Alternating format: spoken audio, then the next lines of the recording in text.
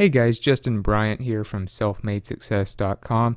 In this video, I'm going to show you 6 common YouTube channel mistakes that you might be making and that you need to fix. So, I think the majority of YouTubers that are trying to build a channel, especially new YouTubers, make these mistakes, and it's something that I had to learn the hard way, so I'd like to help you not have to spend a bunch of time with trial and error learning these the hard way like I did. So the first one is not experimenting with different content. So you should always be experimenting with different types of content. Should you build on what's working? Yes. Should you eliminate what's not working? Yes. But you always need to be trying other things as well. Try some of the things that are similar to what your competition is doing. That gets a lot of views, that gets a lot of likes. Try some things that maybe worked on a blog, or try different ways of presenting your content. Try different ways of explaining your content. Always be experimenting with different topics and different things that can potentially take you to the next level. So let me give you some examples. One, you may have noticed that I've done a few videos where I do like a screen share of me using an app. So I would go on my phone, I have an app that allows me to do screen sharing, and I'll have maybe a review of an app that makes money, or some kind of entrepreneurship app or something like that. So for instance, if you want to see the example, you can go to How to Make Money with Apps for Android episode 1 on YouTube. And what I did is I'm in an app. It's called SlideJoy in this particular case, and what I'm doing is I'm going through all the different pages of the app, using it, and showing you how it works. So it's kind of a little different from what most of my videos are, but as you can see, it got 5,800 views, and it's a pretty solid video. So might do more of those in the future because people seem to like them. So that's kind of a little change of pace video I might do every once in a while. Another thing I experimented with, of course, is list posts. You may see that I do a lot more list posts than I used to do.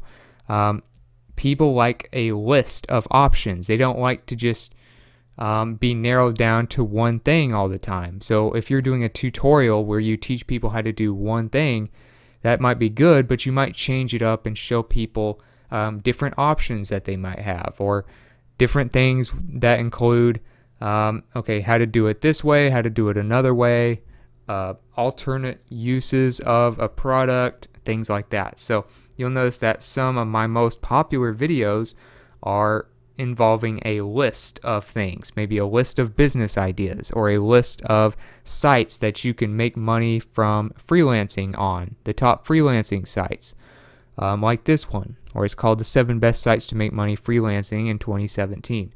So things like that, you need to be experimenting. Obviously, you want to be consistent with what your channel is about. You don't want to venture out into other industries. So if you have a cooking channel, you don't want to start doing videos randomly about marketing, because people will be confused and you'll get less subscribers and you'll lose some subscribers.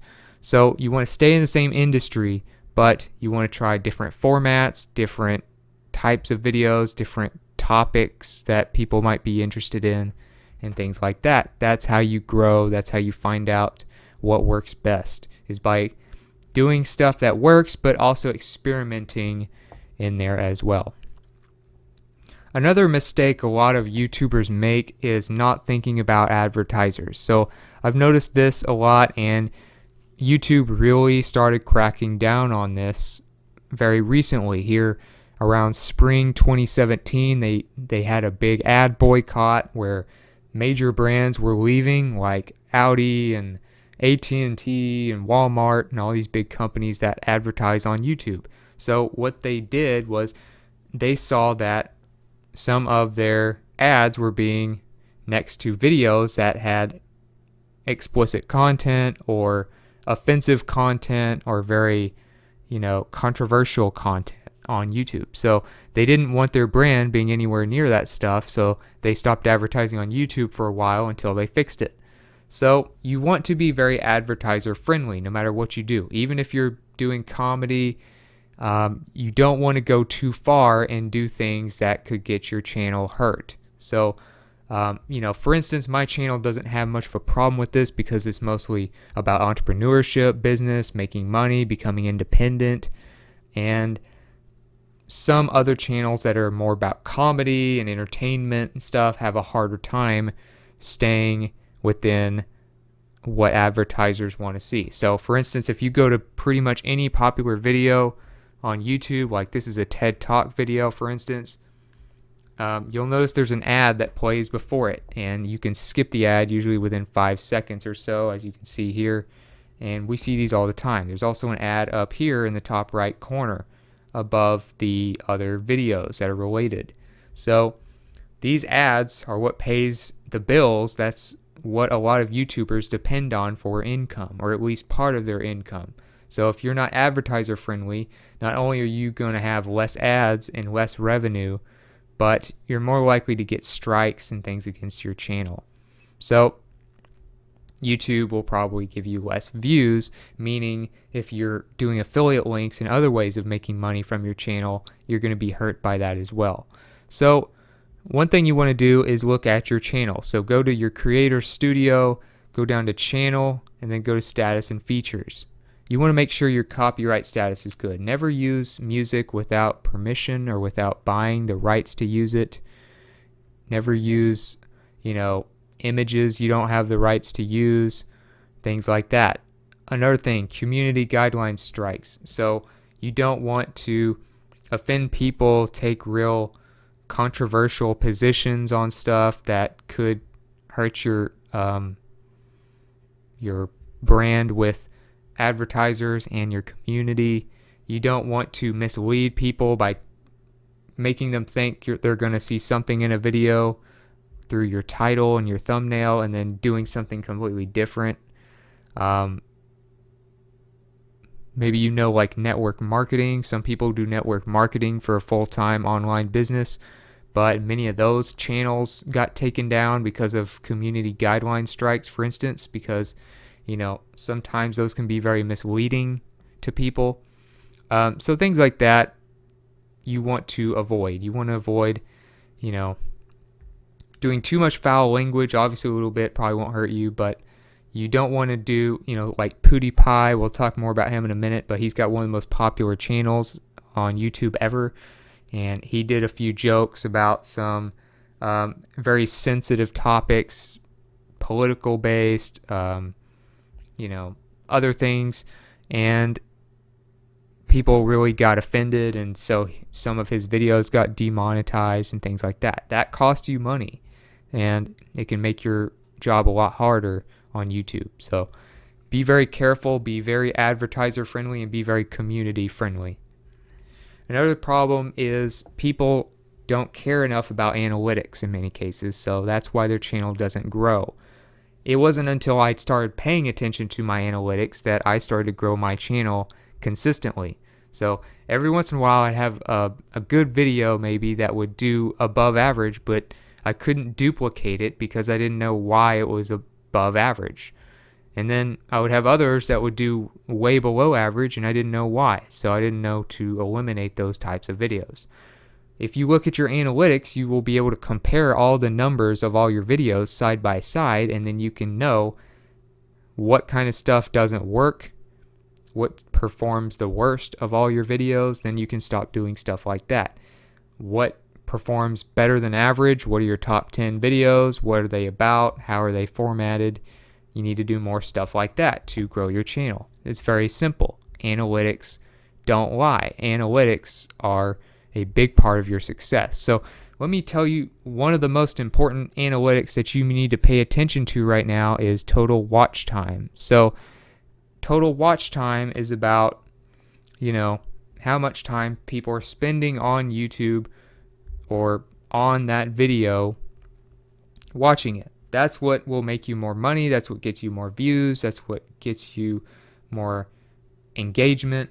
And that's what makes YouTube's algorithm like you more and be more likely to promote your content to your subscribers. If you don't have much total watch time, even if you have a bunch of subscribers, most of your subscribers won't see your content if you're not delivering consistent content that gets good watch time. So it's not so much you need to worry about how much watch time do you get per video. So like average view duration you see over here. You don't need to worry too much about that because, different videos may be different lengths, and people will usually watch about the same percentage of just about any video you do. So if people watch 50% of most of your videos or 30% of most of your videos, you can produce more content, you can produce longer content, you can, do a few different things to just increase your total watch time. But if you can just increase your total watch time every month and you just focused on that one thing, you would grow your channel every month, you would make more money every month, and you would become more popular and get more subscribers every month. So total watch time, one thing you really want to pay attention to on your analytics, but you always need to be looking at because it tells you which videos are doing the best and which videos are doing the worst. You see at the bottom. So always be paying attention to that to know what you need to do next. Another thing you want to do when you're looking at analytics and you're looking at your numbers is what have you done lately. So that'll tell you like what's been going on the last month, what's been going on the last week. You can also look at your engagement. So you can see as far as numbers, just going to your video manager and then going to videos in your creator studio for your channel, you can see your views, comments, likes, and dislikes, just looking at that. So that really helps to see, okay, what have I done lately that really took off quickly? So for instance, this video took off pretty quickly and it was a very recent video. 5 ways to make passive income like rich people in 2017. You just look at the ones that stick out. This one did fairly well. Some of them won't do as well as others. So for instance, this one only has 1,200 plus views. So even though it has really good engagement ratios, like a like to dislike ratio, best times to post on social media doesn't apply to a lot of my subscribers. They're not interested in that as much as maybe how to make passive income. So maybe in the future I might do more passive income style videos than social media posting. So just things like that, little bits of analysis like that will take you a long way using your analytics and using your latest videos and looking at the numbers. Number 4, another problem I've seen with a lot of YouTubers is not posting at least every other day. So if you want to kind of learn how to make a living from this, one thing that helped me was just posting more often. So not only did that increase views just naturally because you're posting more often, let's say every video you do gets 50 views. If you start posting 10 a week instead of 2, then you're going to get a lot more views. But you get more subscribers. When you get more subscribers, because they're seeing that you're going to post stuff pretty often and they want to see your future content, when you get more subscribers, you get a bigger boost as soon as you post a video. So instead of getting 50 views in the first day for your video that's new, you'll get 200 views in the first day. So then you keep going up as you get more subscribers and as you post more often. But you'll notice a lot of the top YouTube channels, they have people that post very often. Now, if you are looking at channels that don't post that often and get a lot of views, a lot of times the reason for that is because they have a very big production. They do like, a Taylor Swift music video, which has hundreds and hundreds of thousands, if not millions of dollars put into it. And that's just a different thing. That's a completely different genre. So unless you're a very good, best-selling music artist, or you're like, you do something like Dude Perfect, where they have this big production and crazy stunts and stuff that they do that cost a lot of time and money to produce one video. Most people on YouTube have more user-generated content. They're using their phones. They're using their home setup. They're using a daily vlog of what their family's up to or stuff like that. it's a lot less production time and a lot less money into the production. So you need to post more often to hit the same levels as these other ones. So like PewDiePie, for instance, although he has a lot of sponsors and stuff like that, but in many cases he's not going to do as big of a production as, say, an Eminem music video or a movie trailer for Wonder Woman or something like that. So he posts more often. So for instance, if you look at PewDiePie, one of the top channels ever, he posts usually every day or every other day at least. So take it from someone who has kind of made a very good living, millions of dollars off of YouTube. And as you can see, the estimate is that he makes around $361,000 a month, and that's not including sponsorships and all the other stuff. That's just ads. But when you have a smaller production channel, you need to be posting at least every other day if possible. So that's like 3 or 4 times a week. If you can do more, you should do more, as long as it doesn't compromise your quality. Number 5, another mistake YouTubers make is not promoting videos. So if you're just hoping to, go along the line of build it and they will come, that's not really how it works, especially when you're starting out. You have to build up a base of subscribers. You have to stand out. You have to either rank in search results or get a bunch of traffic and get on the home page of YouTube or getting the trending videos area on YouTube and things like that to really get that first big start to build momentum for your channel. So not promoting your videos is a mistake, and it can actually help you make money in other ways if you promote your channel the right way. Now, if you go to a video, so for instance, if I was back on that TED Talks video, if I wanted to share it, one way that you can do that is going to the share button here, clicking the share button, and then you can share it on Twitter, StumblePond, Dig, Google+, Pinterest, Tumblr, LinkedIn, Facebook, and all the others.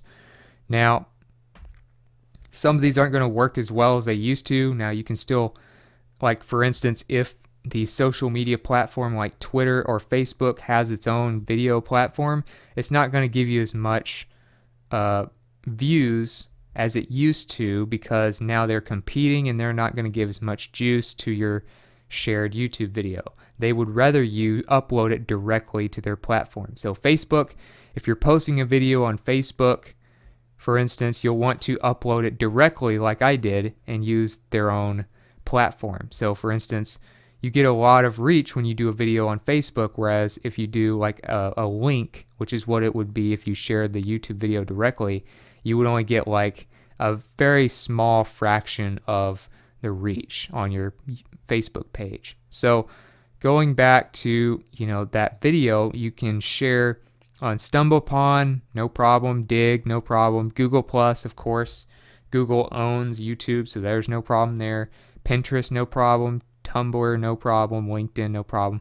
But Facebook and Twitter have their own video platforms now, so you may not even bother with those. Reddit, you want to be careful with Reddit. You don't want to look like a spammer or someone who just cares about marketing. You have to have something that really is in the right subreddit and that really is appropriate for the conversation being had before you post it on Reddit. But it can work. So I would avoid sharing it as a link on Facebook and Twitter. Share it on all those other ones. Another thing you can do is embed it on your blog post. If you have a WordPress blog, you can do that. Many of the other website builders allow it now. If you post on LinkedIn, if you post blog posts on LinkedIn, you can embed videos in there too now. But for instance, if you go to selfmadesuccess.com, I have a lot of the videos embedded in blog posts. And I talk about it in the blog post form, or you can see it in video form to consume the content however is best for you. But this is a great way to get more views by posting it on another website that you own. Like I said, Facebook, you need to do it directly on Facebook and just work on building your page, because sharing a YouTube link on Facebook just doesn't get you anywhere anymore. So that's how you would promote videos. Do not skip that part. And last but not least, number 6, another problem many YouTubers make is not investing in decent audio. It took me a long time before I even noticed it. It just happened to be something that I was seeing complaints in the comments, and most of the comments I was getting were positive. They're like, hey, I love your content, but your audio could be better, stuff like that shows you that, hey, I better make this change. I better improve my quality, or some of these people might unsubscribe. So investing in decent audio has really helped out a lot in terms of the quality of videos, and you'll notice that the top YouTube channels always have clear audio. So my advice, go ahead and get the audio system you need from the start, and don't waste money on the other stuff when you're going to need to upgrade anyway. It's not too much to do this. So I've experimented with a few different things as far as that goes when it comes to audio. So you can go back and look at one of my earlier videos, like let's say you look at some of my videos from like 2015 or even early 2016, most of 2016 actually, and you'll notice the audio wasn't as good. I had a little bit of background static, a little background ringing maybe, and even though I had good numbers, like if you look at the likes versus dislikes, I have 490 versus 21 dislikes on this video. It did well, but early on I didn't have very good audio equipment because I didn't realize how bad it was until people were really telling me about it. So you don't want to have a bunch of background noise. You want to go ahead and get some kind of audio system, and I recommend the Focusrite Scarlett Studio bundle because it just comes with everything you need and it's high quality. It's literally what I'm using right now for this video. So I did a bunch of searching and looked at a lot of reviews, and there's some YouTube videos that you can look up as well where they do like an audio comparison of different mics throughout the video to show you the differences. And this is pretty much what the better one was, and it's really good for the money. It's not too expensive. It's not like a huge production setup, but you can go through, figure out which one you need. You can get just the interface. You'll probably want to get the one with the mic. You probably don't need the headphones. Mostly the mic and the interface are what you're going to need.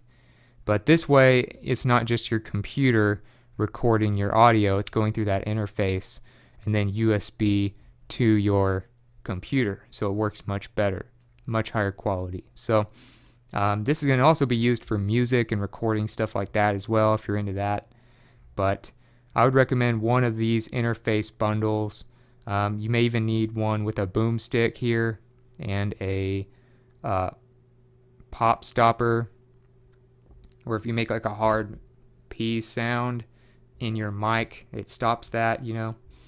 Boomstick allows you to put your mic on something because it doesn't really come with a mic stand. So just things like that can make a huge difference in terms of audio, and they're not too expensive. That's really the one main piece of equipment besides your computer that you need for a YouTube channel. So other than that, that's it for this video. If you feel like you learned something, if you feel like you got some good information from this, please like and subscribe so I can create more videos like this for you. Also, if you want to let me know what you thought about the video, if you want to let me know about some other tips and mistakes you've noticed on YouTube or your own experiences, let me know in the comments. I'd love to hear from you, and I know the others watching this video would love to hear your feedback as well. And I'll try to get the links, show notes, and related content to this video on a page for you at selfmadesuccess.com soon, and also get a link in the video description for that as well. So other than that, I hope you enjoyed the video, and I hope you have a great day.